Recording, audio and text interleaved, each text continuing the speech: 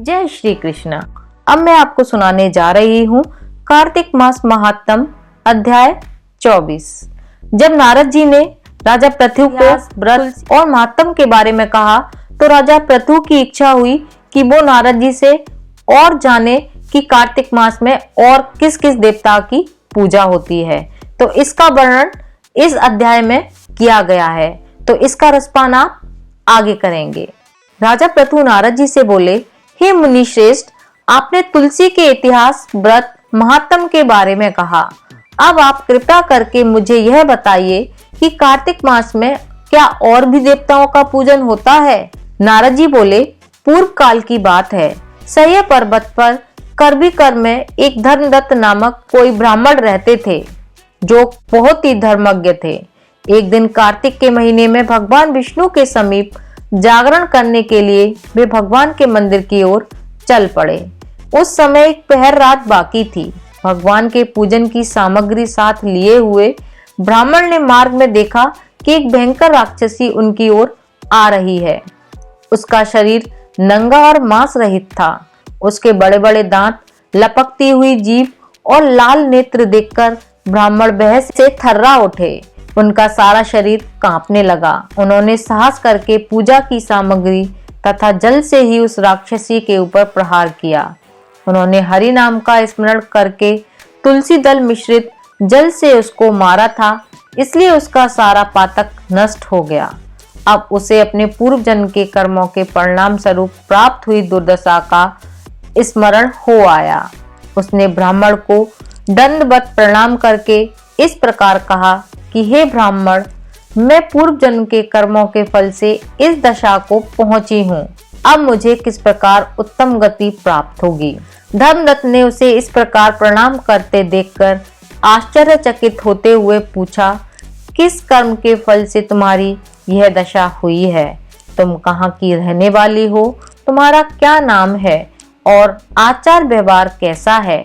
ये सारी बातें मुझे बताओ। उस राक्षसी का नाम कलहा था। कलहा बोली, हे ब्राह्मण, मेरे पूर्व जन्म की बात है। सौराष्ट्र नगर में भिक्षु नामक एक ब्राह्मण रहते थे। मैं उनकी पत्नी थी। मेरा नाम कलहा था और मैं बड़े ही क्रूर स्वभाव की स्त्री थी।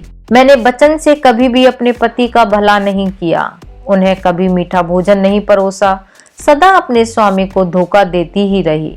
मुझे कलह विशेष प्रिय था, इसलिए मेरे पति का मन मुझसे सदा उद्विग्न रहता था। अंत में उन्होंने दूसरी स्त्री से विवाह कर लिया और तब मैंने विष खाकर अपने प्राण त्याग दिए। फिर यमराज के दूत आए और मुझे बांधकर पीटते हुए यमलोक में ले गए। वहां यमराज ने मुझे देखकर चित्रगुप्त से पूछा, हे चित्रगुप्त, देखो तो सही इसने कैसा कर्म किया है। जैसा इसका कर्म हो उसके अनुसार ही यह शुभ तथा अशुभ फल प्राप्त करे। चित्रगुप्त ने कहा, इसका किया हुआ कोई भी शुभ कर्म नहीं है। यह स्वयं मिठाइयां उड़ाती थी और अपने स्वामी को उसमें से कुछ भी नहीं देती थी। इसने सदा अपने स्वामी से द्वेष किया है, इसलिए यह चमगादुड़ी होकर रहे तथा सदा कलह में ही इसकी प्रवृत्ति रही है, इसलिए यह विष्टा भोजी सूकरी की योनि में रहे। जिस बर्तन में भोजन बनाया जाता है उसी में यह सदा अकेली खाया करती थी। अतः उसके दोष से यह अपने ही संतान का भाड़ करने वाली बिल्ली हो। इसने अपने पति को निमित्त बनाकर आत्मघात किया है, इसलिए यह अत्यंत निंदनीय स्त्री प्रेत के शरीर में कुछ काल तक अकेली ही रहे। इसे यमदूतों द्वारा निर्जल प्रदेश में भेज देना चाहिए। वहां दीर्घ काल तक यह प्रेत के शरीर में निवास करे। उसके बाद यह पापनी शेष 3 योनियों का भी उपभोग करेगी। कलहा ने कहा, हे विप्रवर, मैं वही पापनी कलहा हूँ। इस प्रेत शरीर में आए हुए मुझे 500 वर्ष बीत चुके हैं। मैं सदैव भूख प्यास से पीड़ित रहा करती हूँ। एक बनिए के शरीर में प्रवेश करके मैं इस दक्षिण देश में कृष्णा और बेड़ी के संगम तक आई हूँ।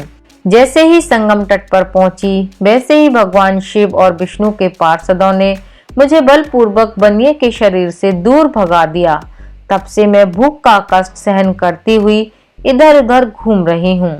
इतने में ही आपके ऊपर मेरी दृष्टि पड़ गई। आपके हाथ से तुलसी मिश्रित जल का संसर्ग पाकर मेरे सब पाप नष्ट हो चुके हैं।